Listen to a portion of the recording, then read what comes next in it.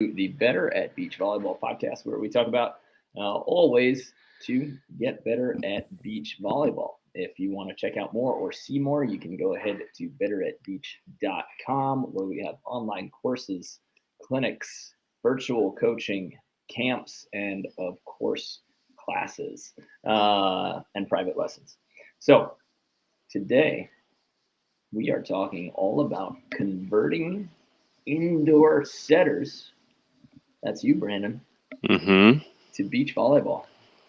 And we just came off of a fantastic clinic in Salt Lake City. We were at the Sandbar in Salt Lake City, and I spent 8 months there last year coaching, flying out there for 3 days and flying back to California for the rest of the week. And it felt so good to be back there. It felt so good to feel like I was coming home to family, to friends. It was just such a great week for me. I got some skiing in. Janelle did some snowboarding, and I love that community there in Salt Lake City. And now there are a bunch of people helping them out with coaching. When I went there was nobody doing any coaching, and there seems to be a really nice rhythm that's developed there with new training programs and people who are really pushing beach volleyball in Salt Lake City. So big thanks to Joe and Sunshine Lambert of SAND. They have a nonprofit organization there that's really pushing training forward. And they brought us out and did pretty much every bit of organization. So huge thank you to Joe and Sunshine. And if you guys are looking for real estate or inspections, hit me up and I will connect you to Sunshine Lambert, who is the top real estate agent in Utah. Go find her. You won't be disappointed. She's a volleyball nerd, and she works her butt off in everything she does, just like Joe does. So, yeah, it really is a special community up there. Like I didn't even have the opportunity like you did to live up there for a couple of months, but even when I come in, they're just so welcoming and kind, and they truly show their appreciation for us being there. It's we obviously, whenever we go to these clinics and camps, we have an idea of what we want to provide, and we know that people are going to enjoy it. But it's just that much more rewarding when you go to an area where, and it happens most of the time. Most of the places we go, that is the case. But for some reason, Salt Lake is just, I don't know if it's because you have that extended relationship with them, or if it's just the people there, but it really is a special place. And I had another one of those feelings. I feel like I've been texting you after every single one of these clinics, like, man, we are so lucky to get to be doing what we're doing. Yeah. And even this one, it was such a quick trip for me. I got back in LA on Saturday night after running the clinic on Saturday. And while I was waiting on the plane, I had this thought of joy and just appreciation, and feel lucky to be a part of it. So, and it's people like that make it possible. So definitely. Very cool. Definitely. And we got clinics coming up. We have off this weekend, so if you want to put something together in a hurry, let us know. But we're going to New York in Long Island at Endless Summer Volleyball on March 5th. And then the week after that, so the second weekend in March, we are going to Loveland, Ohio, just outside Cincinnati, at Grand Sands Volleyball. And we are running another one-day clinic, 7.5 hours. And we're bringing our hometown boy, Logan Weber, out there to meet all of his fans, followers, and everybody who kind of raised him through the sport, I guess. Yeah, it's awesome. If you guys want to sign up for any of those clinics, or you want to organize anything with us, go to betteratbeach.com/clinics. If you're worried about how much it might take or what it takes, just know that we need at least 12 people committed for a full day, which is $225, and that gets you 7.5 hours of coaching, as well as some swag and some gear, and you get to be our friends. We love friends. Absolutely. But check out our current schedule on betterbeach.com/clinics. We still got a lot of space in the New York clinic and Grand Sands in Ohio. has so much space. So we need to know how many coaches we should bring. So the earlier the signups happen, the better it's going to be organized. All right. Should we talk about setting? Indoor setters? I think we should. Yeah, so I mean, I'll kind of go ahead and get started for us. A little bit about my background. I played indoor volleyball at George Mason University. I was a setter. Had the pleasure of working with people like Fred Chow and his coach when he was in Scotland, Thomas, who I learned a lot from within the sport. But I do think that it is a very hard transition for people, especially setters, to come from indoor to outdoor. There's a lot of different ideas that come along with disguise and touch that are very, very different in the game of beach volleyball. And it was one of the more frustrating things for me, you know, and my first, when I was playing indoor, I eventually got to a point, especially my last year of playing pro over in Europe, I felt like my hands were pretty elite. I felt like I had gotten to a level that I was okay with putting myself in a category with the top setters in the U.S. and especially in the leagues that I played in. But then my transition to beach, it was pretty crazy. I think my first 3-4 years of playing on the NVL, I did not hand set one single ball. That's so wild. Yeah, and a lot of it just had to do with, one, I trusted my ability to bump set because I still had a lot of control and I was okay with it. And a lot of times when you're playing indoor, you have this ability, especially in transition setting, if you have to put the ball in the air, you just have to get good at bump setting. So the teams that I played for at Mason were all very, very scrappy. So we got a lot of balls up, and so I got pretty good at putting the ball into certain locations, even when it was my platform. But I'll never forget when I moved out to California and I had this practice with Evie Matthews, and I believe you were there, and we were playing against John Hyden and maybe Ryan Doherty at that time. And during warm-ups, I was using my hands. I was feeling real comfortable with them, and then the drill started, and I didn't use my hands at all. And Evie literally stopped the practice and said, "If you don't use your hands every single time that you can for the rest of these practices, then you're not going to be invited back." And that was kind of one of the moments where I realized that it wasn't really an option for me anymore. You know, I had to put aside this scared, kind of fearful mentality of hand setting because I was scared of losing points. And I just had to realize that it was necessary for me to grow to where I wanted to be. And if I wasn't willing to do that, then I wasn't willing to get to that spot that I wanted to be at. So yeah, for me, it just became something where I realized that in order for me to get to the next level, I have to learn how to hand set. And I'm sure throughout this podcast, we'll talk a lot about the things that were different for me and how I took on those challenges and what I thought about. But now that I am a hand setter, I try to use it as much as I can, even in transition, and I am very comfortable. You know, I haven't played in too many big tour stops since I've started hand setting, so I'm excited for that. But that kind of anxiety around hand setting is almost completely gone for me, which just took a lot of time and reps.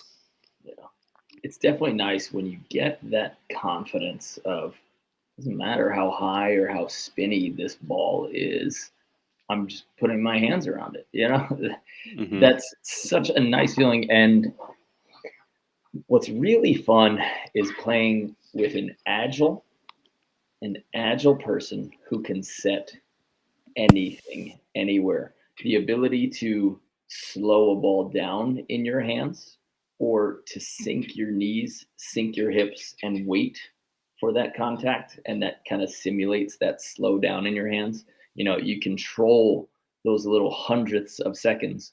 Or when you do want to run a quick set or a speed set to beat a blocker, or because you see an open net, somebody who can just speed up and touch those hands.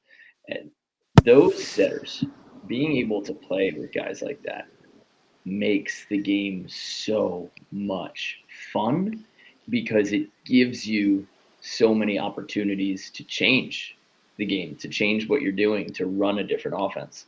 But for the people who can really only bump set, they have the ability to change some things, but it's hard to really control timing and slow yourself down because when you bump set, you only have to use your legs in order to slow that play down. Like you're going to drop down, wait longer to touch the ball, and then lift it. But you don't have that additional soft hands that you can really play with it to allow your hitter to catch up. So the ability to run a fun shoot, run and gun offense, or when you're in transition and you get a great dig, but you're still on the ground, somebody who knows how to wait, sink their body, get lower, and then even have a slower, longer catch. It's not exaggerated. You're not holding it, but that ability to control time like a wizard is just so much fun to play with. So hopefully this is going to encourage some people to make the changes that we're going to give you and to open up your offense. And once you can set dimes, everyone wants to play with you. Mm-hmm. Everyone, because that's the best feeling we get in volleyball is when you mash a ball or when you hit a nice in-system swing. That's one of the best feelings. So if you're a setter who can deliver that feeling, people start liking you naturally. They start like Pavlov's dog associating good hits with you. Right. Yeah. And I think that's I'm glad you said that, because I think that I almost take a little bit more pride in that than, like, obviously I like getting a big kill. I like getting a big block, but if my setter, or if my partner turns to me after a set, whether it's in system or I mean, no matter the situation, but especially if it's a quick set where I picked up on their energy perfectly and I put it in their hitting window, and you always hear that saying, that set killed itself. Um, I almost take more pride in that than I do any other play in the game. And I think it's just because, especially as an indoor player, you don't get a lot of reward. A lot of times the glory is all on the attacker, whether the middle or the outside or opposite. So as a setter, you kind of have to live vicariously through those big cheers that are going towards the hitter, but sometimes you just turn to the crowd and you're like, yeah, even though I don't think you're cheering for me, I'm gonna act like you are. So yeah, it's always a good feeling. So let's give me the number one most valuable tip, and it's got to be tough, right? But the tip that stands out in your mind the most that you got in indoor, and then tell me if or how it applies on the beach. If it even applied at all. So I think one of the things that I picked up on a lot when I was in indoor had a lot to how I approached the ball, and allowing my momentum to be carrying through the ball as I was setting, whether I was going forward or I was going back. And I think that's probably the easiest transition to beach that a lot of people will have, because a lot of people don't realize that you shouldn't be running to where the ball is. You shouldn't be like if your pass is dropping to the ground and an X marks the spot where that ball is going to be landing, you shouldn't really be standing on that X until you are making your set. You should be standing behind that ball. So a lot of the times, for me, if we're talking about indoor, we have that setter's position, which is a little bit off of center in indoor, because you have three different options. You have that outside hitter, you have that middle coming, which is in a perfect world, that middle is probably going to be coming at the middle of the court, allowing you to kind of go on one side of the other middle blocker. Sure. to get a point. Um, and one of my big things that I learned when I was in indoor is that I shouldn't be running to the setter's position. Instead, I should be running to a position that allows me to work into the setter's position, Hmm. if that makes sense. Mhm. Um, so realistically, wherever that ball is planning on landing, I want to be about 2 feet behind it before I actually go make my set, because that's going to allow me to use my momentum. And whenever your momentum is going with it, that makes sets easy. So the system that I used in indoor was very, very easy. Now, if I talk about it, a lot of people probably could have beat us at Mason.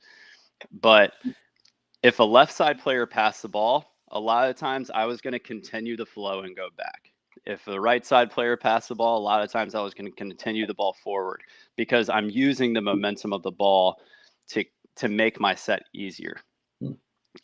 The reason that's important is because it just makes everything easier. You don't have to be as strong. You don't have to use as much muscle, but allowing yourselves to get into that proper position is really, really big. And I think, especially for me, when I've moved on to the sand, I still have to be quick, but whenever that ball comes up in the air, whether it's a pass or if it's a dig in transition, I feel like one of the things that is in my favor as a player, especially as a setter, is that I know I have a better understanding of where I need to get my feet behind this ball in order to be able to make this set as easy as possible for me. Um, and that's kind of interesting because it doesn't really have to do with hands at all. It has to do with our feet. Um, and the fact that that's kind of the first thing that comes to mind as far as what I've done in indoor that has allowed me to go to the beach and make it easier for myself. Mhm. I think that that's a pretty telling sign of what we're going to be talking about as far as setting. Um, and the hands aren't the first conversation. That's great. Yeah. Yeah, getting your feet around the ball, not to the ball, and that's something that so many people make that mistake. So if I'm setting, let's say that I'm standing on a clock, right, and I have 12 o'clock in front of me. Hmm. Right?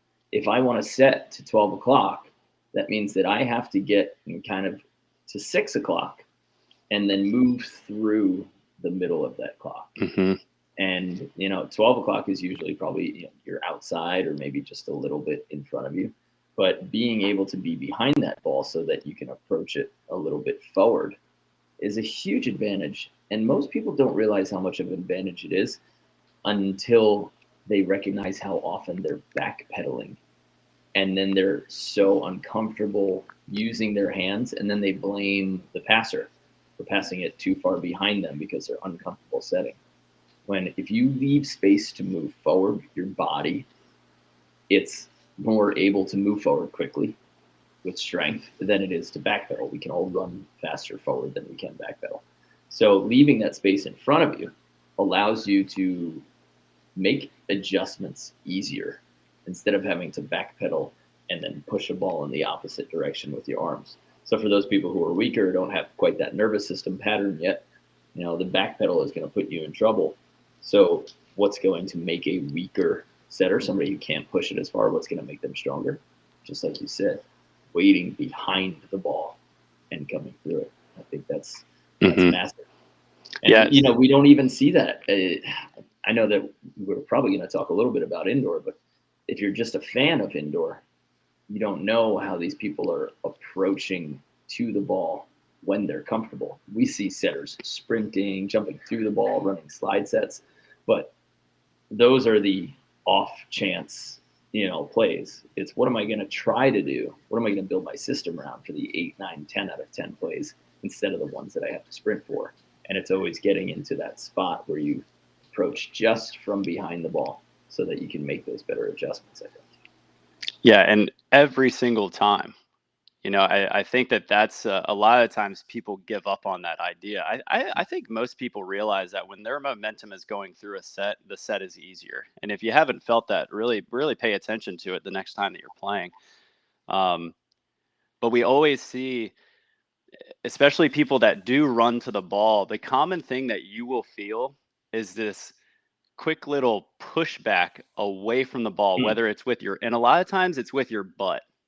Yep. You know, you push your butt away. And I used to do this a lot in indoor, and it was something that Thomas fixed on me very, very quickly. Because it, when you do it, I understand why we do it. We do it because it feels like we're allowing ourselves to get a little bit more power. Uh, that's what it feels like. Mhm. But I promise you, it's not the case. If you can keep those feet planted, keep those hips in, and try to get that momentum going forward, whether you're setting forward or back, then that is still going to give you more strength.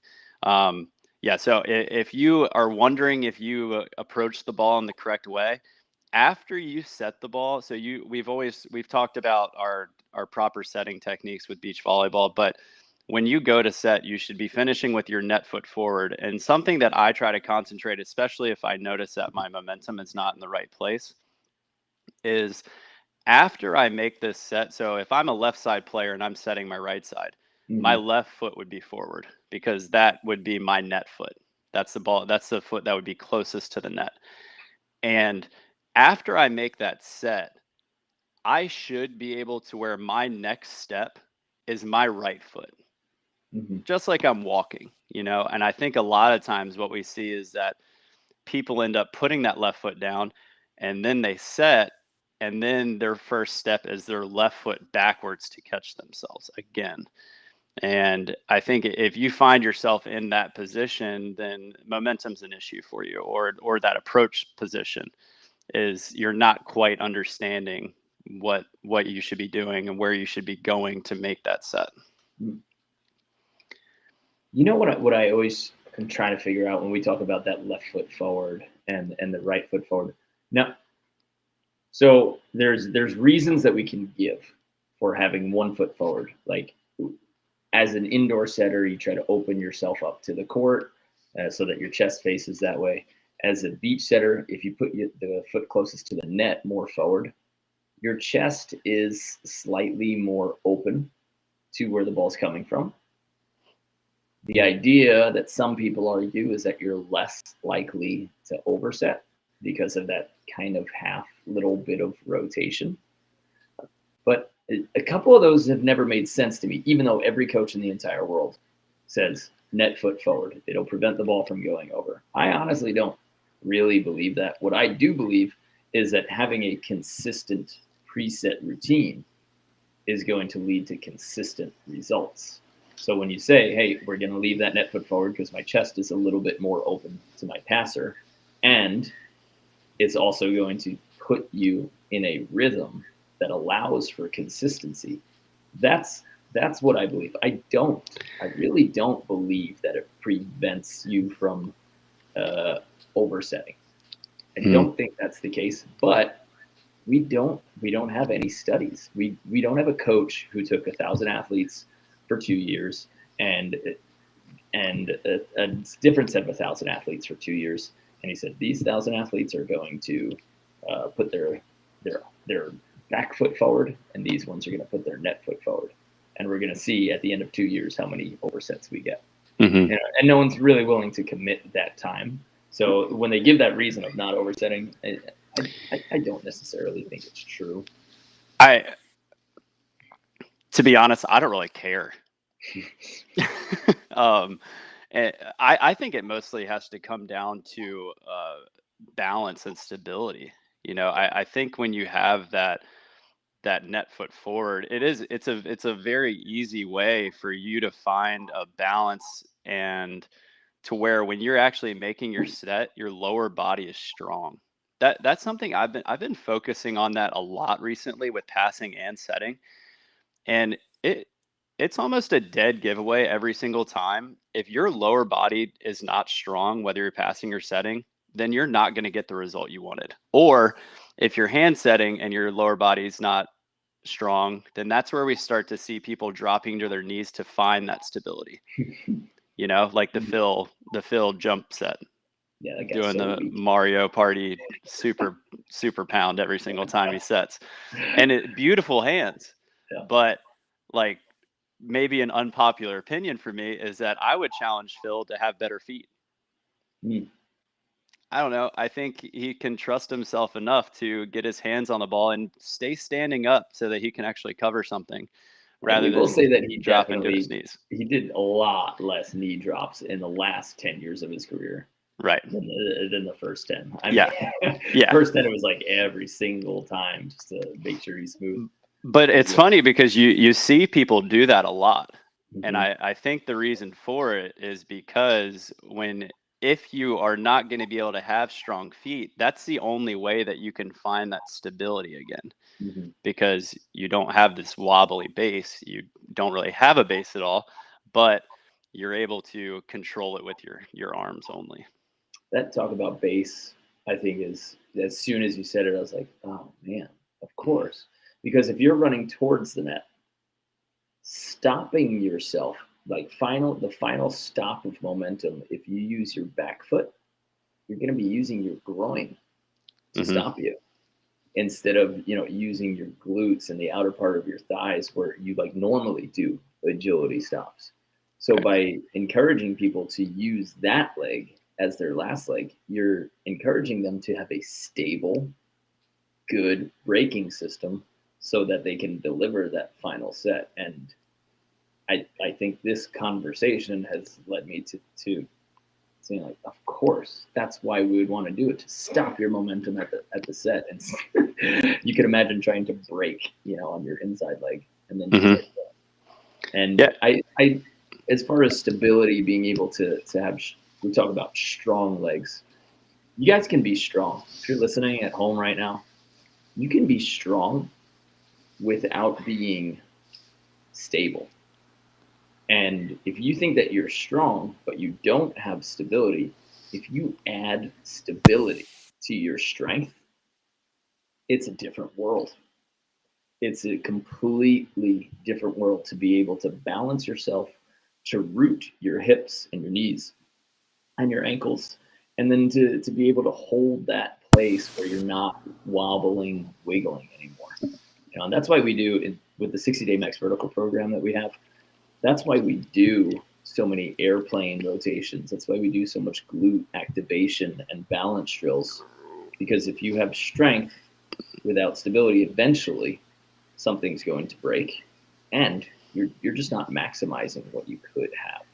So you mentioned the word strength, and I want to encourage people to say that strength and stability, they really Hmm. have to go hand in hand. And so if you're not using those glute activation exercises, balance exercises, anti-rotation exercises, you have to start. And if you need help, it's super easy. Just kevinbetterbeach.com and take our 60-day max vertical. Or 7-day foundation. 7-day foundation. Yeah, Yeah. I can mention that. That is a 100% mobility, the shoulder strengthening and glute activation program. I'm going to be working with a small group of athletes for 7 days, meeting with you every single day, giving you exercises to build the foundation for your strength. And then if you choose to continue with us after that, I will show you everything that is included in our 60-day max vertical program. But that starts at the end of this week. It starts Monday morning. So if you guys haven't signed up for that, go ahead. We're going to work together on video. I'm going to see your face and talk to you. We're going to do that every day for 7 days. And that's at betteratbeach.com/foundations.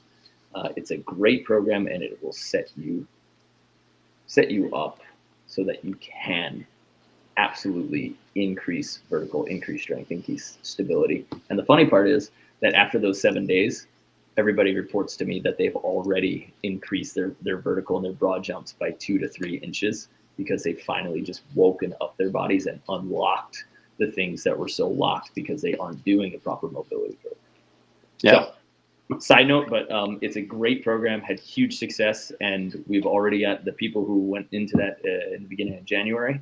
They're already now doing their retesting from the 60 MX vertical, and we've got 4, 5, and 7 inch vertical leap increases in just these 8 weeks, which is phenomenal. Yeah. I'm so happy. That's awesome. Players. Yeah.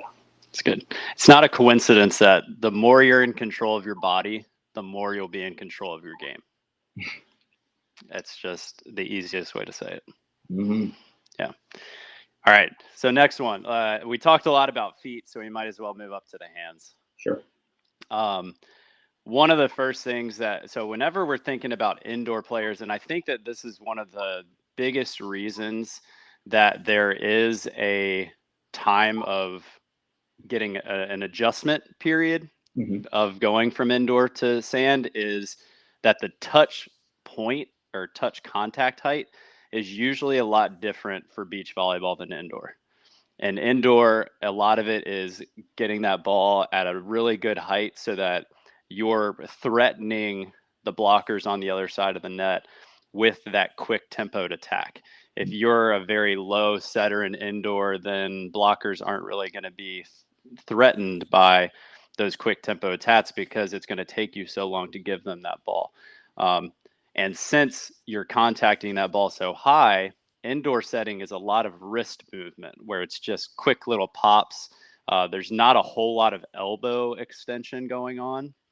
It's a lot more kind of grab and throw real fast. So you'd say that beach players have a deeper elbow bend than indoor setters. Yes. Yeah. So I think that contact point for indoor is further away from your forehead than it would be for a sand volley or beach volleyball player. Okay.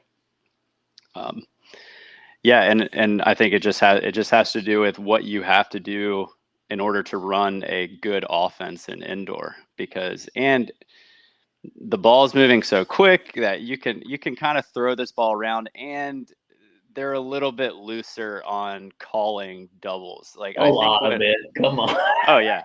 I think when I was in college, a rule was literally instated that as long as you were trying to be athletic, and I think it said trying, because they're just like, some of you guys just aren't athletic, but as long as you're trying, like, bless you, bless her heart. But it was like, as long as it's an athletic movement, then it can't be a double. So that's why you see in indoor these people running from the back court and just throwing their hands at the ball, and the ball can come out with so much spin, and then outsides are just thumping balls. And so that's something that a lot of people, like, I personally didn't like that rule when I was in college because I had a slower release anyway, which did help me when I got onto the beach. But I had a slower take in than most indoor setters because I don't know why. It was just the way that I picked up on it. But a lot of indoor players just push that ball. They don't even catch it. It's just it almost looks like they're just slapping it to whatever player they think can get the kill. Obviously, there's a lot more art and science behind it. I think that an indoor setter is one of the most artistic things that I've ever seen in my life. Like, I love watching a good indoor setter. But yeah, the hand contact point is definitely a lot different, and just the way that we hold on to the ball. Okay. And probably maybe a little bit, not only lower, but could we say deeper with the hands? Like, if you turned your palms more towards each other. I think it has to do with where your elbows are too.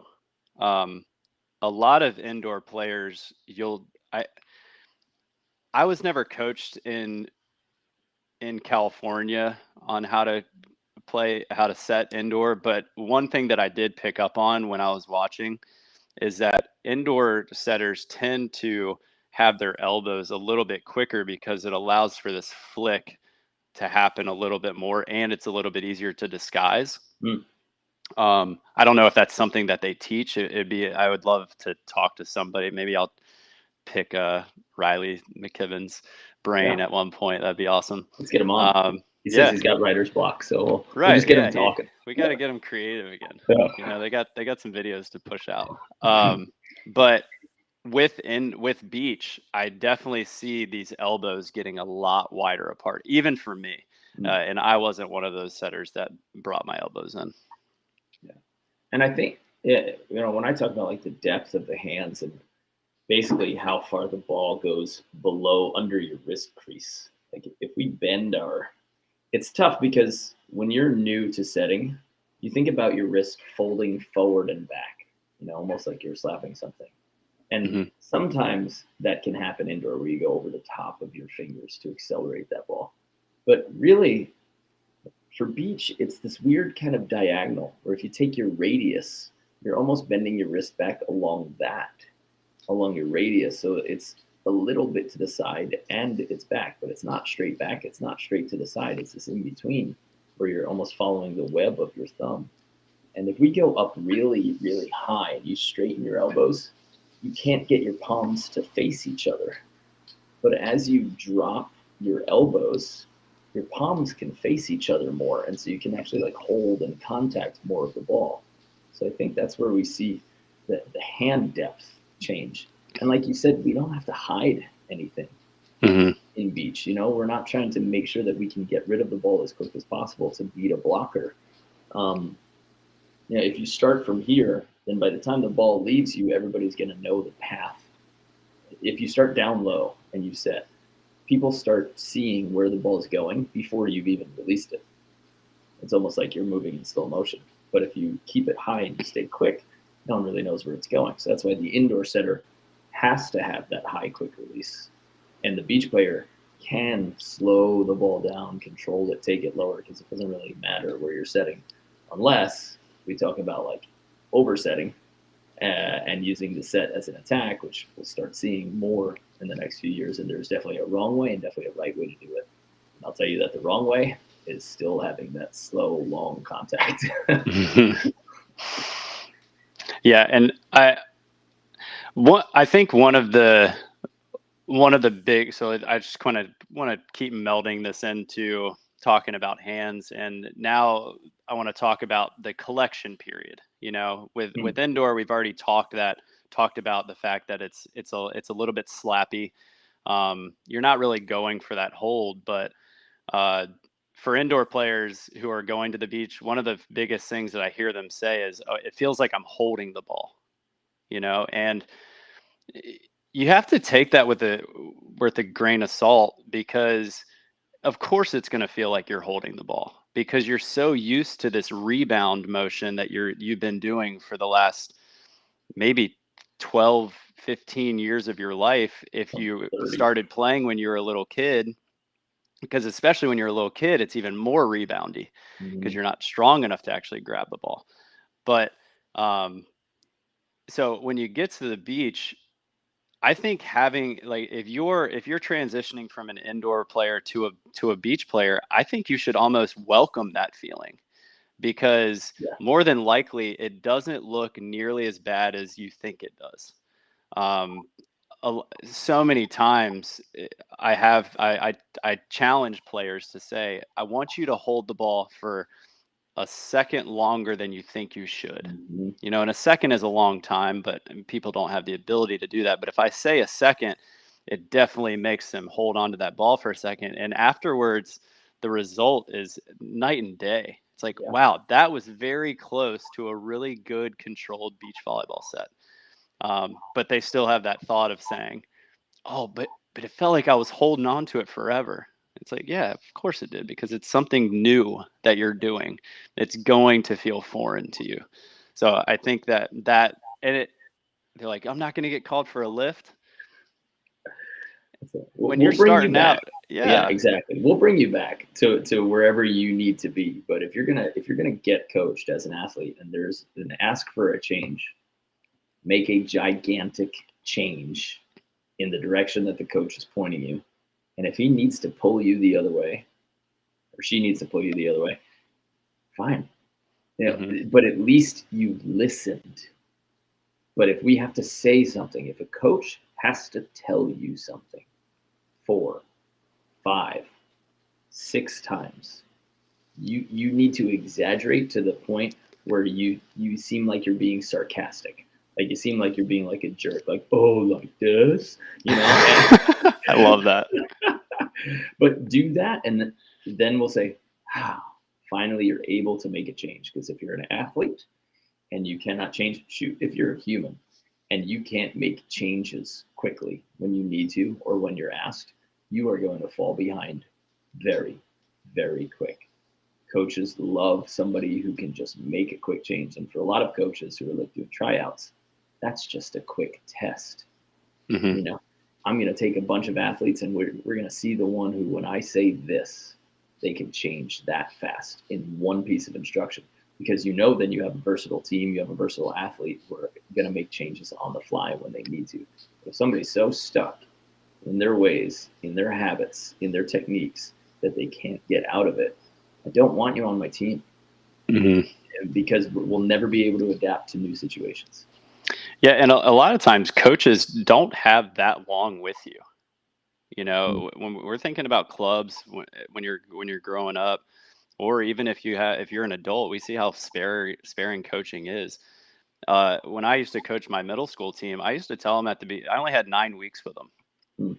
And I used to tell them at the beginning, I was like, I want you guys to make as big of changes as you can, as exaggerated as you can, because if we do this quick little miniature fixes instead of an over exaggerated finish or fix, then in 9 weeks, we're not going to see any progression. And the same thing happens when you're talking about a full season, is that even though it's a full year or whatever, 9 months, 8, 10 months that these kids are playing with those coaches, it's still short in the eyes of those coaches. Yeah. Like at the end, they're like, man, if I just had one more year with these kids, like that's the reason you see a lot of club teams have the coach follow that team for a couple years, because they want to continue that progression. But yeah, if we can make those quick changes, it'll improve your game. That's where you see progression.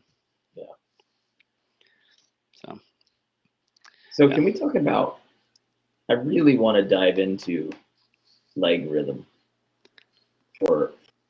because we teach it, and we see lots and lots of players who use a big time leg rhythm with their legs, dropping with their legs, using a little dip lift. And for me, it feels like it creates a nice rhythm to the set that some people can't generate with their arms or with their hands. So it softens that set. And we see Brazilians, I mean, Alisson will jump, bump almost every single forearm set that he uses. But then you see a guy like Tim Baumgren on the AVP who uses literally 0 legs. Mm-hmm. And I've started experimenting with that a little bit. And John Mayer also did this. John Mayer's fantastic coach, fantastic career, indoor and beach. And he's a gold medal squared coach who talks about, like, as simple as possible. What's the simplest way that I can do this? And when he did setting, he didn't use any legs. And that's a fantastic coach there who's saying no legs. And so simplifying that move, because in indoor, you jump, you hit the apex of your jump, and then you set. So technically, you're not using any legs, because you're not gaining power from them. You're not gaining real rhythm from them. Mm-hmm. So I'm trying to figure out for everyone out there. But there's still a rhythm in indoor, and a lot of times in indoor, you're seeing jump sets, right? Mm-hmm. So that timing, that boop, it's the same exact thing. When you're going to jump set, you're running doo up in the air, set, and you're finding that same rhythm. And then that's why they have the term downbeat. It's, what do you mean by that? So in indoor, one of my favorite plays was called a downbeat. And what that is you start to pick up on the normal rhythm of a setter based on when they jump to when they touch the ball. And a downbeat is when the setter delays their touch. And whenever you delay your touch, it puts a lot of anxiety and stress on the middle blocker on the other side, because they've wanted to make a decision already, but you've delayed that amount of time to where they're able to make that decision. And so whenever a blocker is on the other side of the net, they're thinking, okay, I'm going to be able to make a decision right now. But when you downbeat, you're delaying that. And so that's when you start to see middles cheat. And if you're strong enough as a setter and you're on your way down with a jump set, or you've delayed it well enough, then it gives it takes away some options for the middle, and they kind of have to commit on something. And if they're using that split step where they're kind of hopping and then going, then you're really going to jack them up. Right. So I think it would be, I like that. Yeah, and I think that that's something that all indoor setters should incorporate. And I've actually started to see it a lot. We see it more on the beach with attackers, and it happens a lot more when there's a quick set. Oh, You yeah. know, the timing happens to be off. The attacker jumps, the set's not quite there, so then they start hitting on the way down, and you start to see them score on some pretty weak shots. Mhm. But the same thing happens because that defender on the other side of the net wants to make a decision on what they're going to go chase down. And so they usually make that decision, which makes that open shot as easy as day to see. And it just makes it to where you can score a lot easier. And for those hitters, those beach hitters out there who have not learned how to hit on their way up so that they hit by the time they're halfway up into their jump, then change it and how to hit at the apex, and then change it so that you hit after the apex. If you haven't studied that, played with it, learned it, start doing it as soon as you possibly can. It'll give you a better sense of what your actual timing should be normally. And then it'll give you more tools so that you can beat blockers before they are well formed, right? Or you get them to reach or reach high by showing a nice delay and then snapping it under them if they're super tall. So learn how to hit on the way up, how to hit at the top, and how to hit after your top, and play with it, and spend a 2-hour practice running through those different types of attacks and see what happens. But so kind of going back to the conversation, I think that there's two different things that I want to talk about here. The first thing is when we're talking about rhythm, whenever you can find a way to add rhythm to a task, it becomes something that you can form muscle memory to. So in finding this timing and relationship to your steps and the touch of your set, if you can create that over and over again, then it takes your mind away from overthinking, and it allows the plays to just happen because you feel like you're in a rhythm with the play. So I think that rhythm, it happens a lot in indoor, but I think it's a lot easier to see on the beach because we're not jump setting as much as people are in indoor. That rhythm is a little bit harder to find when it's a jump set. And that's why you see attackers kind of looking a little off if they weren't quite ready for it, So I think that that's one point. But I think that we do have those players like Tim and John who are very hand-oriented hand setters. And it kind of brings me to a point that I want to make to indoor setters is that at some point, it's okay to just trust yourself as a setter. There are some plays where I think about my rhythm and I'm able to accomplish it. And then there's some plays where I am okay with completely abandoning it because I know that I trust my hands and I can do whatever I need to do with my body, and I trust my accuracy enough to where I can still put the ball where it needs to go. So when I think, I say it a lot at practice jokingly, but I'll say, hey, set or set, and I think that that's something that indoor setters, when you're coming to the beach, you need to use that in your favor. It took me so long to realize that my hands and my ability and knowledge of being a setter should be helping me in the sport of beach volleyball. And I should be willing to take more chances than most people, not less. And so I think with those players that are going from indoor to sand, be okay with putting your own flair on a set. Be ballsy. Be somebody who's proud and just put your hands on the ball, and you'll learn what you can and can't do. But especially in my growth the last 3 years as with my hands, I've realized that I can use my hands in a lot more situations than I thought, and it just makes the game so much more fun. Oh, so much Like we're on indoor setters don't really get the acknowledgement. You see it a lot more on the sand. Yeah. If somebody makes a really good handset where they're running through, maybe dropping down to a knee or something like that, the crowd will be like, "Oh, okay, this guy's saucy," you Yeah. know. And that's just really fun. And so I think that that's a lot of people can learn from people like Tim and John, and just trust yourself as a setter and know who you are, and be willing to take some chances. Definitely. There's one thing that we do want to come back to as far as just what translates well, maybe for indoor setters. And again, something that translates well is the idea.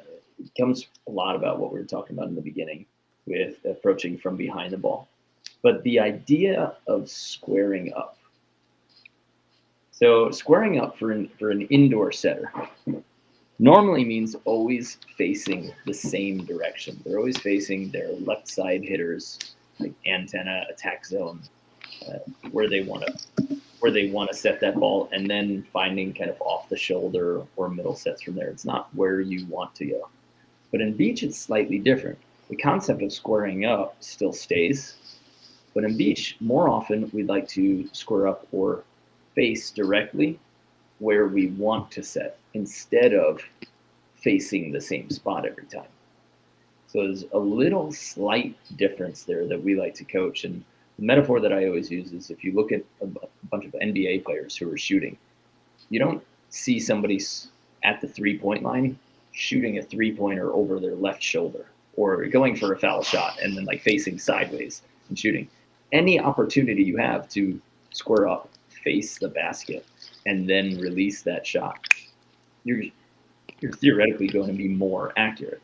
So the more you can do that in beach, face exactly where you're going to set, we get that opportunity. Is it always possible for basketball players, for volleyball players? No. Can you still make baskets? Can you still make great sets? Definitely. But the opportunity to, when you can, to be able to face where you're setting or face where you're shooting, it's going to make you more accurate as a beach setter. But I think a lot of indoor players, they come from, oh, I always have to face the antenna, or I always have to face kind of a reference point. So what were you taught as an indoor setter in terms of where your body needs to face? And then how did you navigate that when you came to the beach? I was taught the same thing that you just talked about, where as an indoor setter, I get square to the left side antenna Okay. every single time. Um, and it did help me realize what angles I can set at. So like if I'm setting a ball from 15 feet off the net and I'm squared up to the left side, then almost directly off of my right shoulder, if I was to draw a line from my right shoulder to the other antenna, that would be my square up for my opposite set, or my right side set. Okay. Um, but then So I got used to setting over my shoulders a lot, Mm-hmm. which I think for people, for once again, setters moving to the beach, I don't think you should completely abandon that idea. But You're gonna need it. with, yeah, but with beach, I think a lot of it comes down with that balancing and being able to find that muscle memory. Whenever you add elements into the game, especially wind, that's the hardest part there, because if you're not thinking about squaring up, then you're going to start taking this ball off of your midline. And I think that that's something that you really want to avoid. So having this idea as a beach setter of getting squared up to the target every single time will help you keep that ball in your midline a little bit longer. And then so you don't have to be using your core every single time to try to dip into this midline and make a set. Um, so I think it's something you have to work on. You have to be okay with trying to get behind that ball every single time. And then for the occasions that it doesn't happen, you can use those ideas of geometry and just understand what your angles are and where you want to put this ball, and just realize I talk about it when we do our camps and talk about squaring up, and realize that, hey, it's not going to happen every time. Mm-hmm. But if it's not going to happen, it's still your job to realize, okay, what is the angle I need to get this ball to this area? I use the idea of billiards a lot, uh, Billiards. pool, Oh, bill, billiards. billiards, whatever, bro. I'm from Chester, Virginia. We don't, Billiards. isn't it? How do you spell it? With an I I, don't know. A-R-D. All right. Okay. Well, hey, in We're Chester, learning. We're Virginia, all that's learning. just you'll just make sure you say it Billiards. right when you come to Chester. Like a duck, like a mallard. Yeah, exactly. It's not Yeah, mallards. right. See, just proved my point. I Um, never knew you didn't know how to say billiards. I mean, when you say it now, it definitely rings a bell. I'm But gonna I use it appreciate you against putting you. me on blast. Um, I'll start pointing out all the things that you say wrong. Brandon Billard Joyner. Jerk. No, but just being able to understand when you're playing pool. There you go. And That's way easier. I could have avoided all this if I just called it what I wanted to. Because we don't use that B word anyway. But understanding what your angle is and being able to find that in a very quick, immediate decision making time is something that you've got to get good at, especially when it starts to get windy. So like today in Hermosa, when we go out and practice, it's gonna be pretty windy. It's like 15 to 16 mile per hour winds here, Oh no. and it does make hand setting a lot harder. But as long as you can kind of figure out those angles, it's still possible. So Mhm.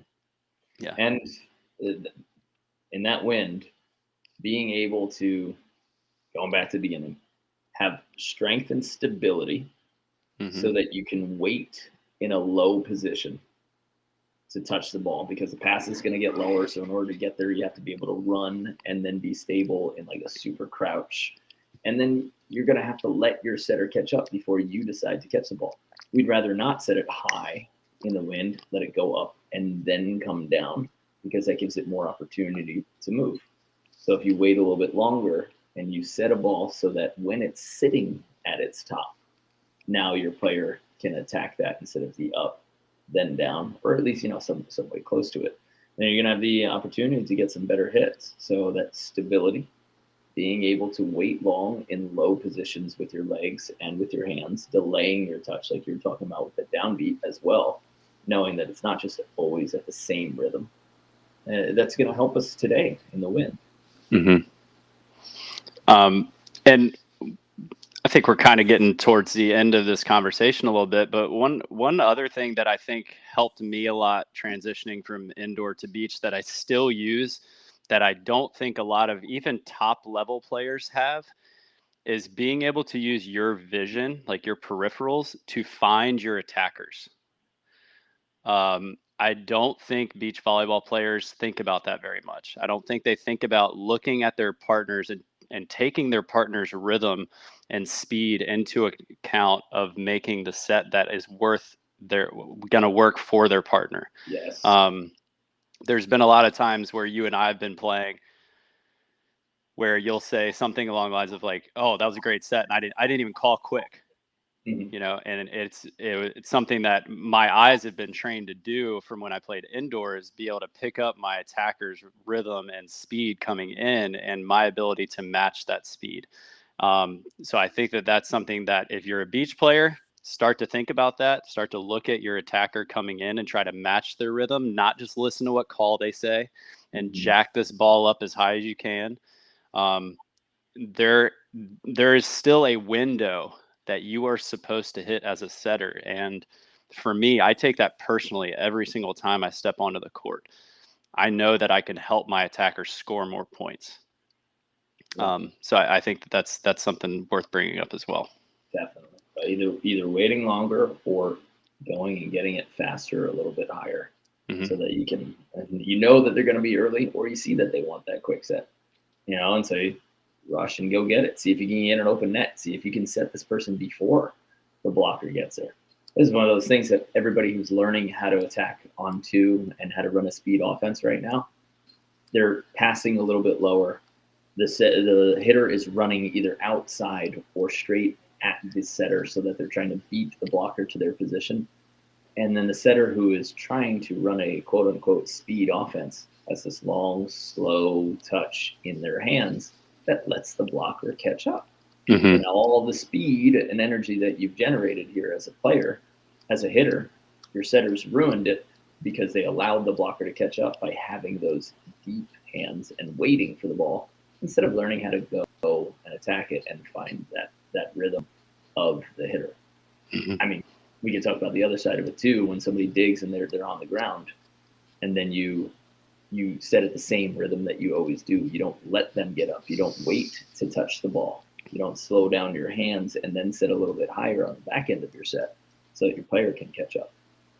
And if you don't have those peripherals, if you don't have that sense of where your hitter is and what they're able to do right now, or how they're rushing, or how they're going to be late, you cannot call yourself an elite setter until you can do that. Mm-hmm. Yeah, and it brings up, it allows the conversation between you and your partner as far as offensive design goes. It allows it to get so much deeper. Because like I know when we got back from camp and DJ and I started practicing a lot, he was calling for quick sets, but I was able to pick up on him, and we were scoring points, but I would have to talk to him afterwards and say, hey, you're calling quick, but you're not running in quick. Like, you're running the same set that you normally Right. set, and I'm just setting you the right ball, but stop calling for quick because it's kind of freaking me out a little bit. Yeah, DJ wants a low set, but not a quick set. Yeah. Yeah. And so clearing up that terminology allows you to have that conversation, but it could have been a very, very rough couple weeks of practice between him and I if I just kept setting these 1-ball, 2-ball type sets that he was burying in the net. But because of my peripherals, it allowed me to have that conversation a lot quicker. Yeah. Okay, so I want to try something here just to show everybody at home what it looks like. And I'm going to pull it up here. This is number 3. Yeah. So I just want to show you guys at home what it looks like on the, sorry. Let me see if this is it. No, this is it. What our setting course actually looks like, okay? So we're going to share this screen here. And if you guys come to betterbeach.com and you sign up right now, we have every course available for $39 a month. It's only $39 a month, and you get every one of our courses. And this is just one of them. Okay. So this is how to set in beach volleyball, the 30-day blueprint. Now, it comes with the way it is so that you actually stick around for 30 days.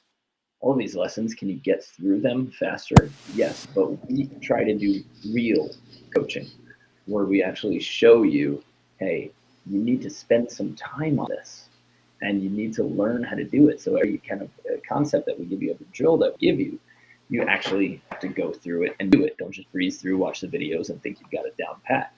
So the course overview starts out, we show you what you're about to expect, and then we take you through a bunch of these team meetings. And these team meetings explain our actual videos more in depth. Okay.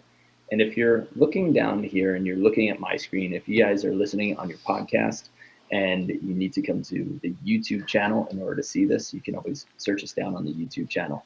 But we're showing here on screen, we have some setting pre-tests, some bump setting and hand setting pre-tests where you actually have to video yourself. And when you video those things, you post them onto our private Facebook group.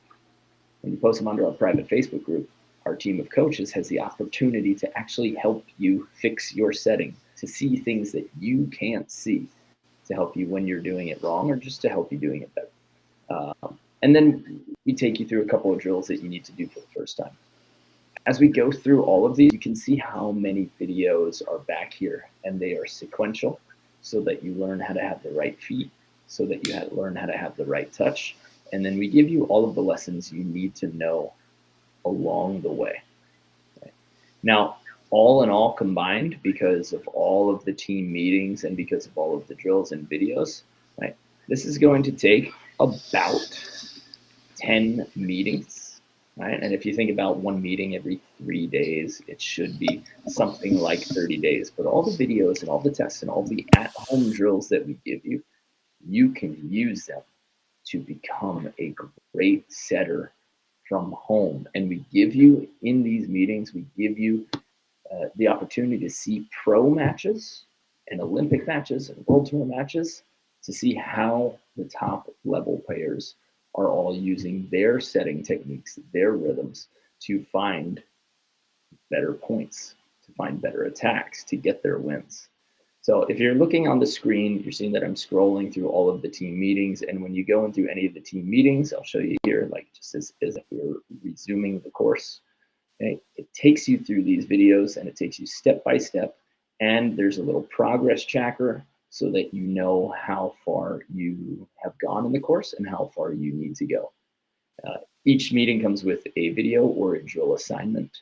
So if you want to become a great setter, if you're looking for a way, if you've always been wondering, or if you've had doubt in yourself saying, I just can't hand set, or I just can't bump set, or you get really nervous anytime you actually are setting, take the course. Spend 30 days just setting for 20 minutes a day using the drills that we give in the course. And I guarantee you it will pay off just like it did for all of the players that took our hand setting course before. Because we've had players that were playing for more than 10 years that never hand set. And after 1 month, all of a sudden they're coming out to the beach and they're hand setting every time. And they love it. And then you get the comments out like, whoa, you got a hand. So all of a sudden you're a hand setter. It's a good feeling to be able to control your offense and to have a skill that you guys used to be afraid of. So if you want to join, it's go to betterbeach.com/how to set a volleyball. You get that course and you get every other one of our skill and strategy courses for only $39 a month right now. You can find that on our homepage. And if you want to join our foundations program, where we're talking about all of the mobility that we were talking about at the beginning and building your strength and building a base for your strength training season and for your competitive season, then you're going to head to betterbeach.com/foundations, and you can sign up. If this podcast is aired when we are not signing up new athletes, then you can just join any one of our email lists, and I'll let you know when the next unit of players is available, because we only take a certain amount at a time. Easy enough. That's a pretty good intro to the setting course. Yeah. I mean, I always bring it up, but I think the setting course specifically, all the courses are great, and especially if you're a new person into the game, the amount of feedback you get, the amount of interaction you get with a community that's willing to help you get better is something that we're very proud of. And the interactions that I've had with people after they've done one of these courses is just all smiles, and it doesn't stop because you're always getting better at it. So it's like you just have these phases of continuing to get better at something that you weren't very confident at in the past. And it's just really cool to see people realizing that they can still get to a different level no matter what age or level they are. And it's cool. We just want more people to be a part of it. Like more smiles. When you do things alone in a skill-based thing, or whenever you're learning, like whether it's at your job or whether you're learning how to run a small business or anything, when you do it on your own, you feel these tiny little incremental steps. And for a long period of time, you kind of don't feel any improvement. And then you're like, oh, wait, I kind of automated that. I think that's actually working now. And I did learn, I got better. Or when somebody asks you a question later on and you're like, you can answer it a little bit quicker. But the times where you feel these just immediate giant leaps is when you go out, you get a mentor, you get a group that is actually working with you, you get a trainer, you get a coach, and that's when in just one session, somebody's like, wow, their minds get blown by how much they're able to learn, especially when it's customized to you. And when you're listening to this podcast, you're going to hear a lot of things that you can apply. but there are things that we can coach you on and give you specific feedback if you're able to see your videos. And that's what we're providing with these courses, the ability for customized one-on-one attention where we look at your videos, we look at your games, and then we can help you improve. And then you get what our current players are getting. You get, instead of those little incremental steps, you get these big giant slabs of skill development. And that is a great feeling when those start generating points. And we got a few months before season, so you might as well start doing it now so that you're ahead of the game instead of playing catch up where you experience that first loss in your tournament and then you only sign up because you're pissed off. You don't want to lose first and then sign up. Sign up, then win. Way better path. Yeah. I couldn't have said it better myself. It's great. All right. Time for some Q&A with our live audience, and then we're going to practice. So for those of you who are not taking part in the Q&A, thanks for coming, and we'll see you on the sand. Love it. Yeah. Not a whole lot of questions. Actually, no questions in our comments. So maybe if you guys have any questions, go ahead and throw those in there. We'll stick around for maybe 5 minutes and see if we can answer anything. Rick Swan asks kind of a. It's not one of the most common questions because we get a lot of players. Oh yeah. But we're going to work with coaches a lot more. But Rick says, as a coach, will the Foundations program provide good resources and info to pass along to my players that I am training? The answer is 100%. If you are a coach and you sign up for these programs, what you're going to get is you're going to get the ability to have all of these tools in your pocket to then be able to share them with your players. Now, of course, it is the next step, like signing them all up for the program so that they can move at their own rate and that they can get those coaching. Yeah, we'd be happy to work with a club. We would be stoked to work with a club and be able to really provide all that feedback. But if you're a coach, what you're looking to do as a teacher is you're looking to have so many tools in your tool belt for so many different problems that you can help your players with. And if you sign up for this, you've got tools for passing, setting, arm swing, attacking, blocking, defense, serving, practice plans. All of that's included in this tiny little $39 a month membership. So if you're looking to help your players and if you're looking to just upgrade yourself as a coach and upgrade your worth and your ability to help your players, this is something that you can sign up for that doesn't exist anywhere else. And we want you to be a part of the family, and we will help you become a coach, a better coach, along with the players, because every one of us is a coach who works for this company. So we'd love to help you out. We know that it will help out your players because these are the exact tools that we are using to help our players. So, of course, it's going to help you be a better coach to help your players. All right. Got some questions. Ricardo, who should call for the quick set, the hitter or the setter? This is actually one of my biggest pet peeves when I'm watching people. The attacker should be calling for the set. Okay? If you're a setter that is trying to make your hitter do something, you're just a bully. Okay? Let them live their own life. Let them go out there and call for a set. If you want them to try to run a quick set, let them know that that might be an option that they should tell you about. But the hitter should be making the call.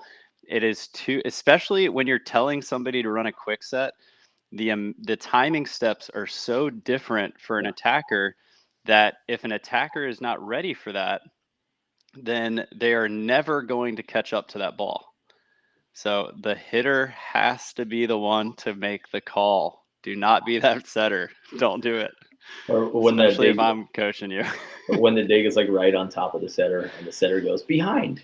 And it's yeah. Like, yes. The exact same thing. Yes. No, yes. Like, you give me what I want, not the other way around. Right. Okay. Thoughts on practicing with a basketball? I think a basketball is a tough one. I don't think it's a good idea because of the size difference. So you're training your hands to be in a different position. I do think that there is value in uh, using like a setter. I think they have those weighted setter balls Yep. like at allvolleyball.com and Head to betterbeach.com/shop, and shop. then you Okay. can see all of our affiliate links, and then that'll take you to All Volleyball, where we have that setter program, Yeah. the setter volleyball, which is a weighted volleyball.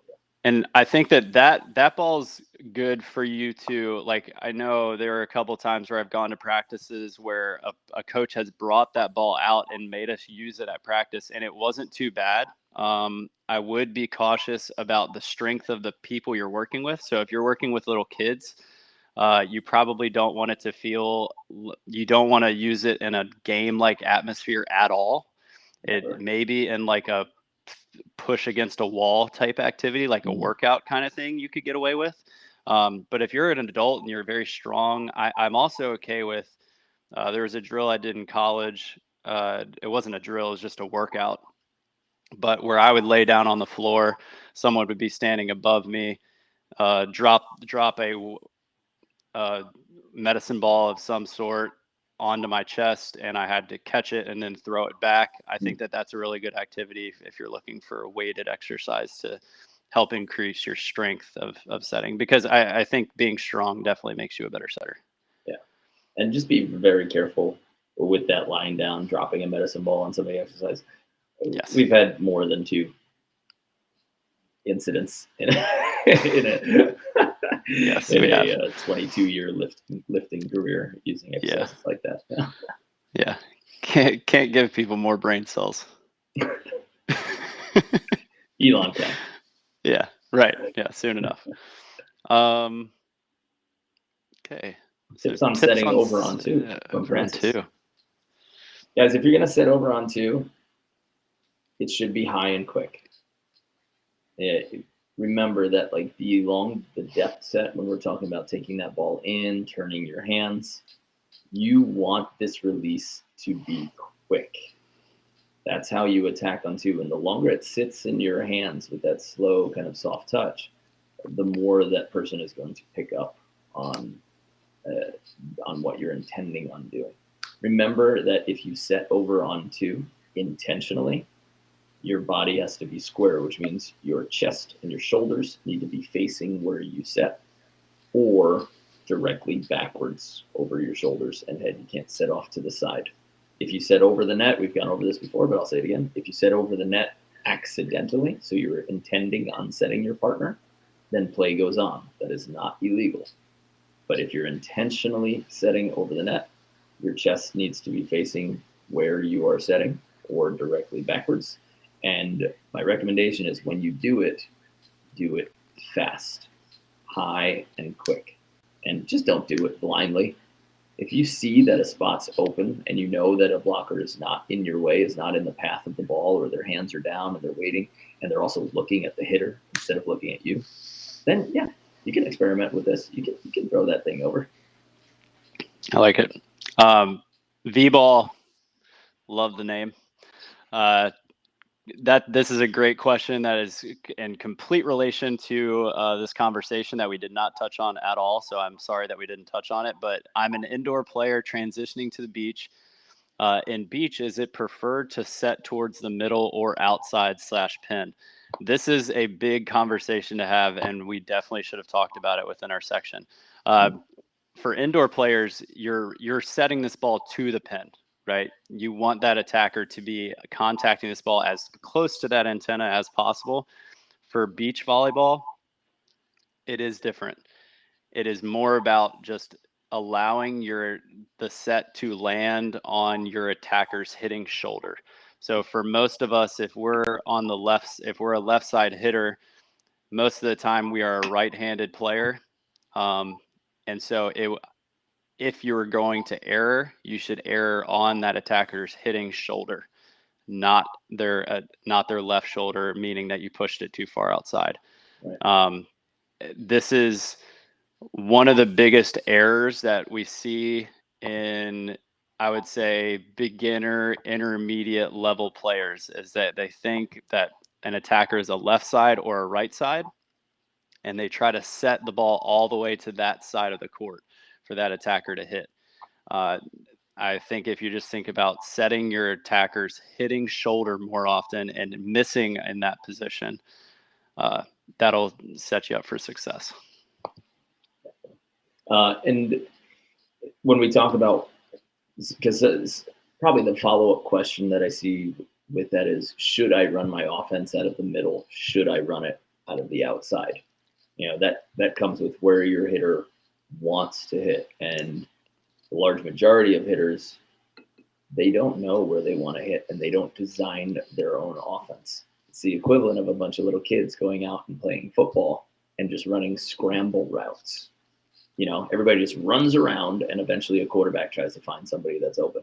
But you will never see that in the NFL. Every route is planned. Every offense is scripted. So as you're progressing through your game, you should have a scripted offense. You should know where you want to hit each set. And maybe that will change with different situations. But one of the best exercises that you can do right now to figure out where your offense should be is to go to betteratbeach.com/partner profile.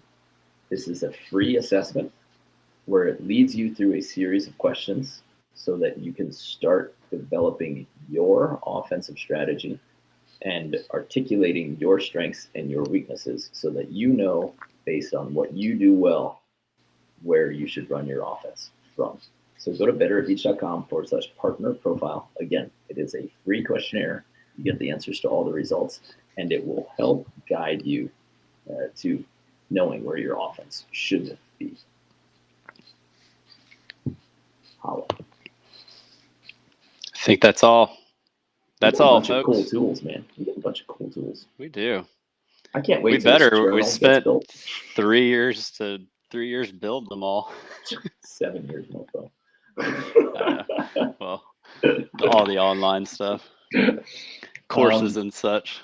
Yeah, and guys, the performance planning journal for volleyball players is coming out. I know it's taken a while, but I couldn't be more excited about what it is. It is definitely for volleyball junkies.